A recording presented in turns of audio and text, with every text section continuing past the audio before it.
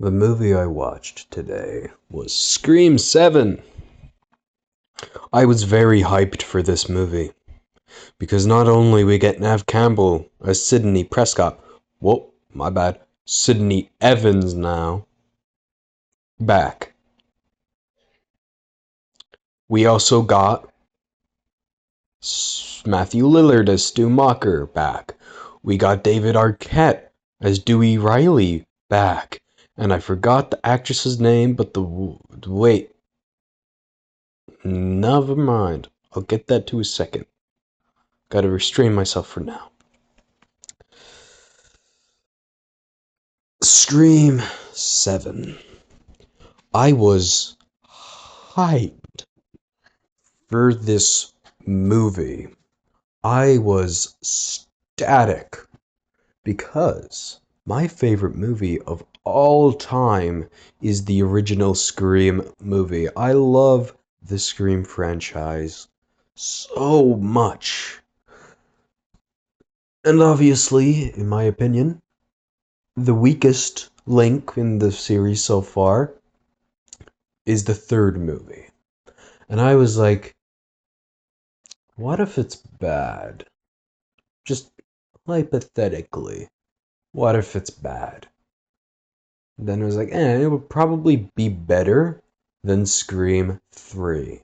Spoilers of Scream 3 and 7. So here's your warning.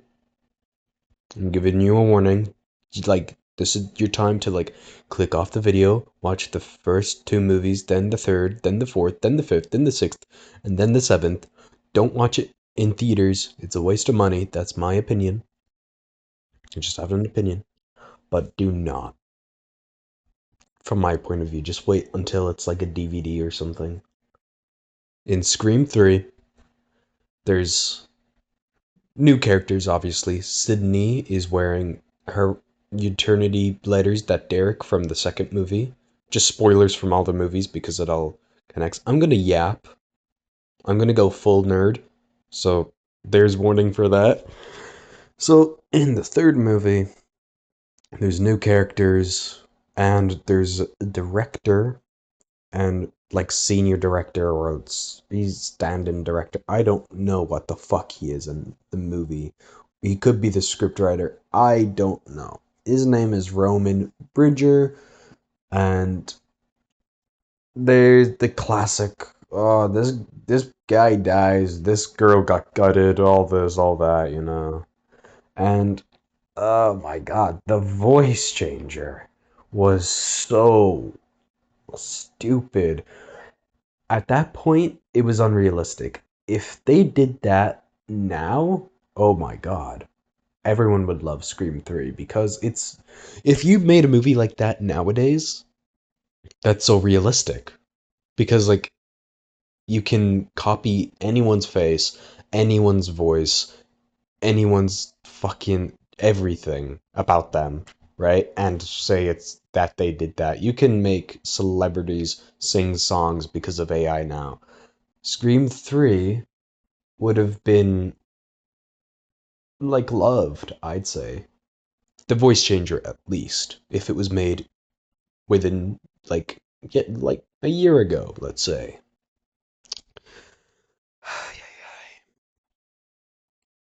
So I got off track. Anyways, but at the time it was stupidly unrealistic. It's like that's never gonna happen. What, you can like coincidentally copy someone's voice? No shot. And if I was born around that time, I would have thought the same. I just would have, because it made sense back then to make fun of it. Nowadays, it's super realistic. But, anyways, back to the original rant. People get killed. There's obviously suspense for certain characters to be like, that's the killer. Wait, they just died. Who could it be? And one point and another in this mansion, some of the usual suspects get killed. The guy I mentioned earlier, Roman Bridger, is found dead in a coffin, stabbed in the heart. by Gail, not what? And Gail Weathers. Uh, you got to know who Gail Weathers is if you're the famous. I don't know why I said famous. If you're a big Scream fan, you gotta know. It's common ball knowledge. She checks his pulse for some weird, stupid fucking reason. The fuck? Why would you check a dead guy's pulse? Oh, someone's head is missing? Check their pulse. Like, oh my god, Gail, you look so stupid in that movie. Oh my god. And then there's the whole usual yiddy yaddy. Sydney is in this like room with books and a bar, and then there's pictures of her mother, Maureen Prescott. There has been pictures of her scattered throughout the whole movie. And then the ghost face reveal. It was Roman Bridger, and he faked his death. Gail, how did you not notice? I know you can slow your pulse down, but you can't stop it to my knowledge. You can't. Well, I don't know. I'm just taking a guess. A simple guess. Anyways. Anyways. They do the usual motive. His motive was that warning, this is adultery stuff, like very bad things. Maureen Prescott, Sydney's mother, was an actress. She went under the suitor name something Reynolds. I can't forget. I forgot the first part, but it was something Reynolds. It was like Maureen Reynolds or something like that. And she used to be an actress. Well, one of the her director of most of the movies who had her in it in a lot of them. How do I put this in not bad ways?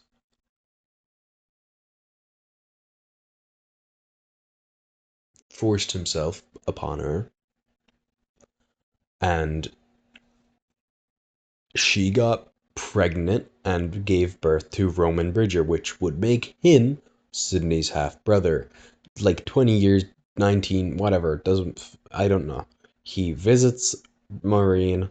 She's like, get out of my face. Something like that. Disgusted to see him because of the director's actions or some shit. I can't remember.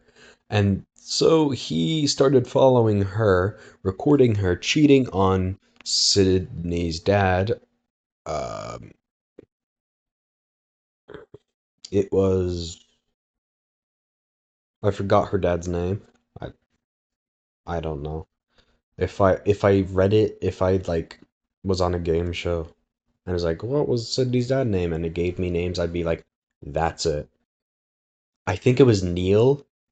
I don't know. And she was cheating on, let's just go with Neil for now.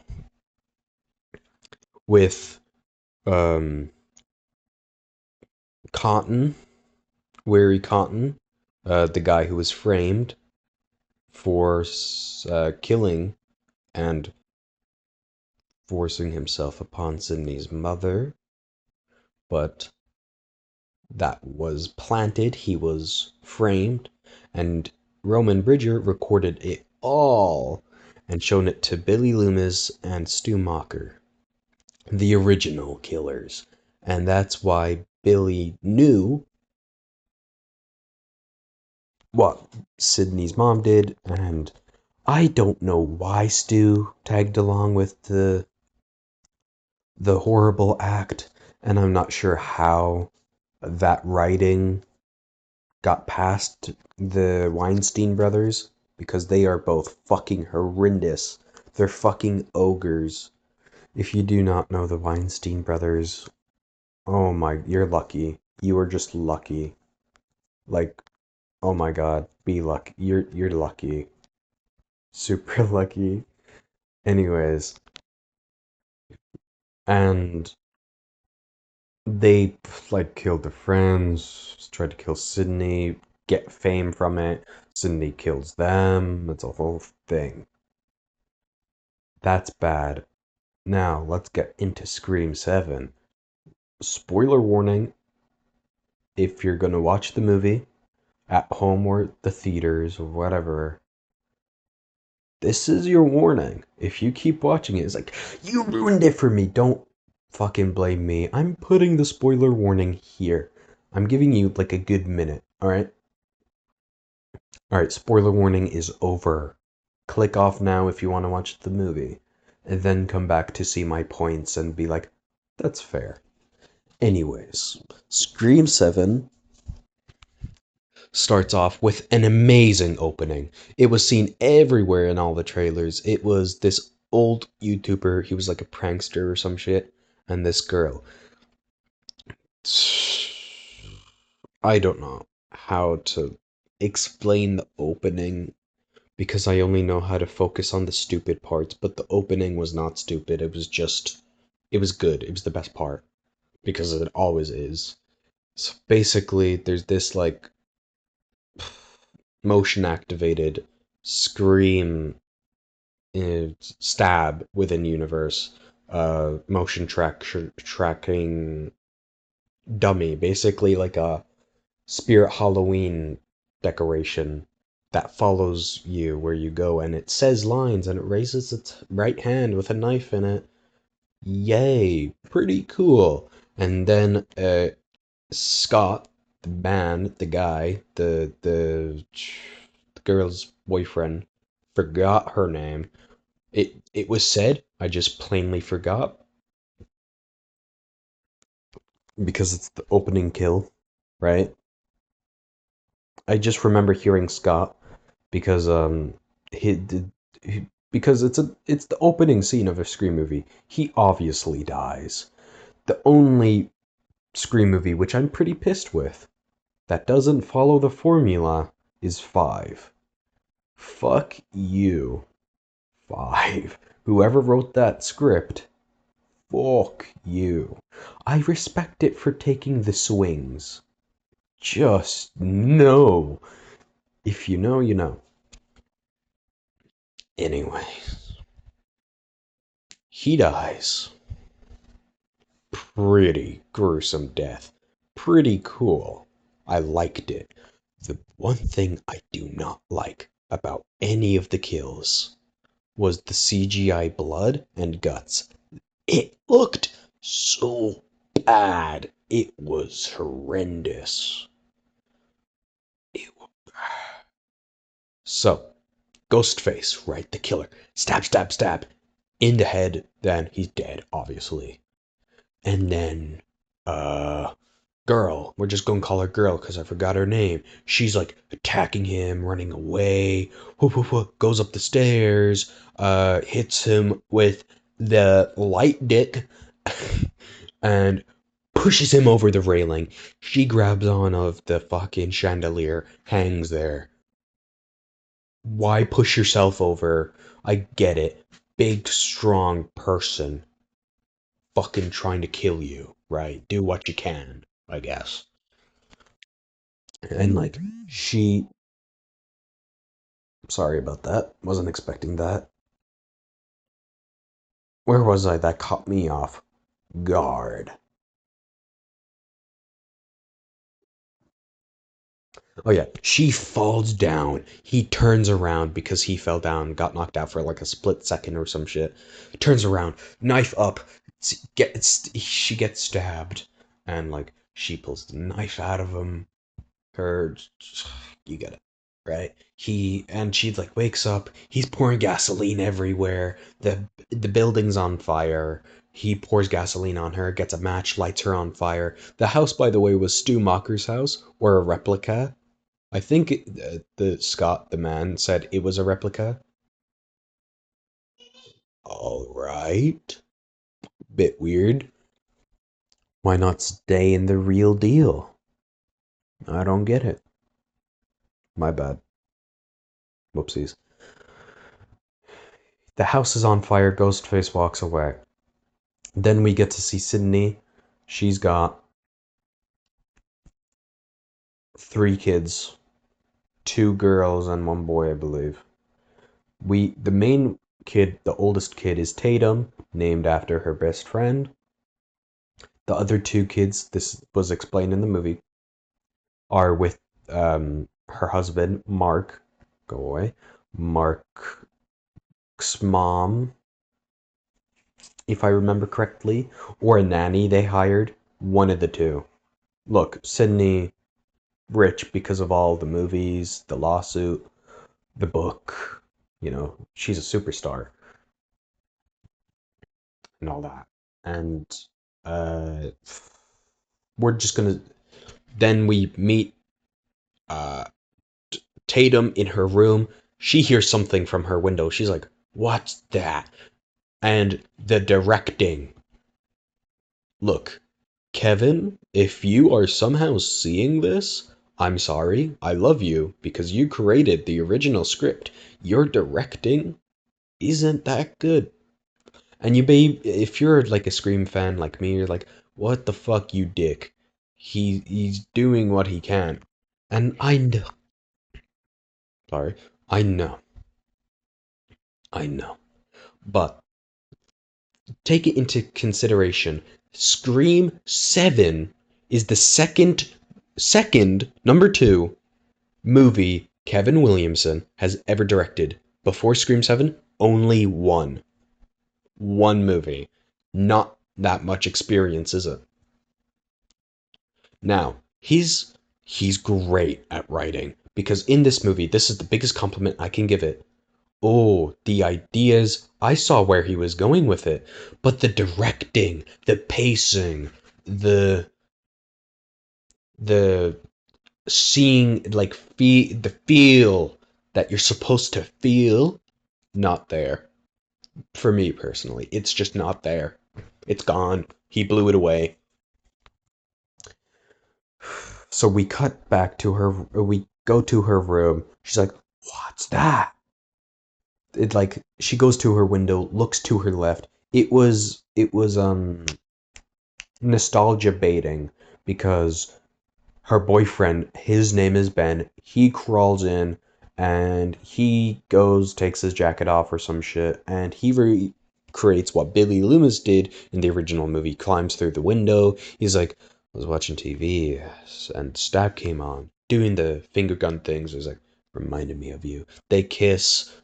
Sydney knocks on the door. He fucking falls face first on the floor. We don't get to see it, sadly. And she comes in and is like, why'd you not knock? And he's like, I did knock. He's like, well, announce yourself. I was like, huh. Hey, Ben, how you doing over there? On the floor behind the bed. He's getting up. He's like, sorry, Mrs. Evans. Because her name's Evans now. Because she married the guy called Mark. His name is Mark Evans. She changed her name. Whatever. It is what it is. Sad it wasn't Mark Kincaid. Don't know why they didn't get him. Maybe he turned it down. I don't know. And, well, she kicks him out, obvious reasons, because she's a little weary of Ben. And then the next day, Tatum comes downstairs wearing Sydney's old jacket she used to wear in college. And she's like, what's wrong? He's like, you could have asked to wear that. Which is fair. Because, like, Sydney's been through so much shit while she was a child. It's, like, actually horrible to go through that in real life. And she's like, it's whatever, you can wear the jacket. She goes upstairs, talks to her. She leaves the house with the jacket on to meet friends, the usual suspect type shit, right? And like they're talking about like a party or some shit. I forgot what the fuck they were talking about. And they're talking and Ben drives up in his car. I forgot the two friends' names. Remember this. I forgot their names. This will be important later. Remember it. So they get a ride. They go to like fucking school. They all do drama. Is it in the plot? Technically. The blonde girl, not Tatum's also blonde. The long-haired blonde girl, she's like some fairy. Tatum is a dog. And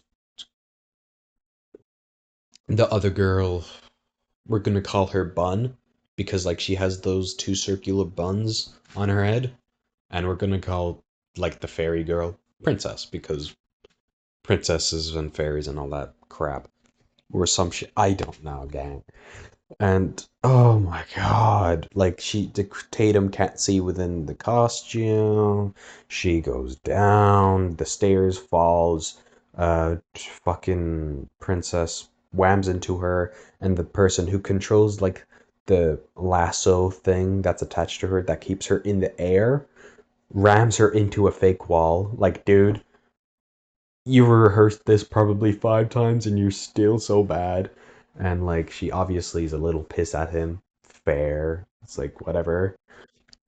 And fucking we cut back to Sydney.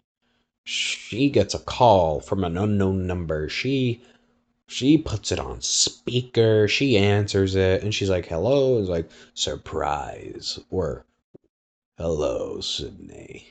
And she presses a record button that she has on her phone to record the recording of the phone so she can, use it for later purposes. This is important for like 2 minutes. And like they're talking the usual fucking nonsense, gobbledygook. And the Ghostface, the actual killer, threatens her. She's like, "The fuck?" And like, I didn't hear it. I'm not sure. There no hang up sound. Like nothing. Like no hang up sound. And then you hear another ring. It's a FaceTime phone ring on her computer, right? Fucking crazy. And she answers it. Believe it or not, it's Stu Macher. She's like, "Stu Macher's dead." And Matthew Lillard, the guy who played Stu Macher, plays Stu Macher. He's like, whatever, this, that, this, that. They're going back and forth. She took pictures or screenshots on her computer, sent them to her husband, Mark, because he's the police chief of the police station there, right? He's the police chief. He's the head honcho. And she sends it to him, so he can like make sure. And he's like, "Oh, but Stu Macher was put into it's the thing they put dead people into so they can get them buried or cremated. I forgot what it's called or some. I can't remember. And then he's buried in Woodsboro. There's no way that's him, right? And then like, it cuts like the pacing is so bad, and like I can't remember what happens after that. And the long-haired blonde girl princess, there were her and the guy who controls the movie thing for the lasso are like practicing because he needs practice, she doesn't. So he's practicing with her, so it's easier for him or some shit to like fully get the purpose. So he's swinging her back and forth, back and forth. He gets killed off screen, by the way. Why put it on Scream for me? And then like the Ghostface killer taunts her. Then another one comes through the door from the stairs from earlier, right? And he cuts at her, cuts her arm, cuts her leg, puts it up, guts her literally. CGI guts. Blah. She's dead. She barely had any scream time. That's why I forgot her name. That's why, right? She dead. The movie was like, "Oh, Tatum's friend's gone, dead. All right, bye." That's it. That's literally it. And then I'm trying to remember this bad movie because it was actually so bad. Let me see how long I've been recording. 24 minutes. Holy yapper. I'm so sorry. It's just when I go full nerd, I go full nerd. Anyways, I'm gonna make this short and sweet. So I skip a lot, but I'm only getting to the parts that really matter. So we get to a bar. They're all like, Chad and Mindy's back. Gail kills one of the killers, and it was a guy from the coffee shop. His name was Carl, which is pretty funny, you know. And he gives her a stare down. Gale runs him over. He's dead, right? He's dead. And so they get another face call from Stu Mocker. They're they start to go to a psych ward where Carl Gibson or some shit like that, where he was, and in his room, which the police fucking searched top to bottom apparently, there was just drawings of Sydney, I think, and like Tatum, the original. I can't remember. And there's the guy, like one of the staff members. He's like, "Oh yeah, Carl, violent man. He killed 3 women." And they show him a picture of Stu Macher. He's like, "Oh yeah, that's John." He's like, "John?" They're like, "John?" Like, "Yeah, John Doe." Um, because like he was hit on the head with something, as you can see from the scars on his face, and he got amnesia, doesn't remember his name.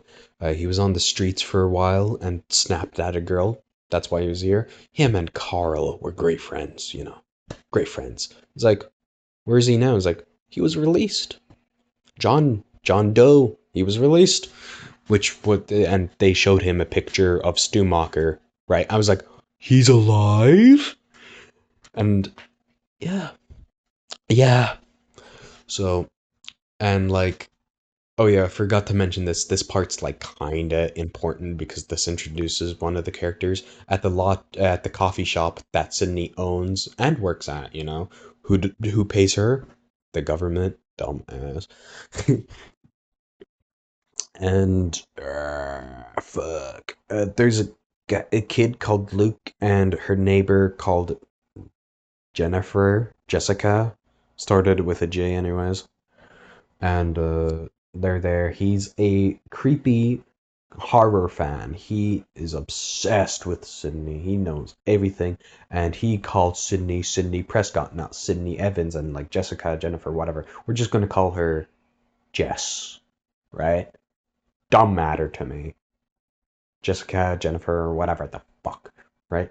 Jess is like, I'm so sorry about him. They're talking kid stuff because they're both mothers and all that, and uh back to the bar with Chad, Mindy, Luke, I think, Ben, Bun, and that's it. Because Princess is dead, remember? And they're trying to figure out who of this group are the killers. So they all they are all talking. Obviously, Ben and Tatum are flirting, and there's a whole. This isn't important, so I'm not going to mention it. But Sydney and Gail were having an interview, and that's a whole thing. But I don't care about that, and I know you don't. But fuck, where was I? Tatum and Ben go outside to do some shit. Fucking Luke goes to the bathroom. Bun goes into the kitchen, and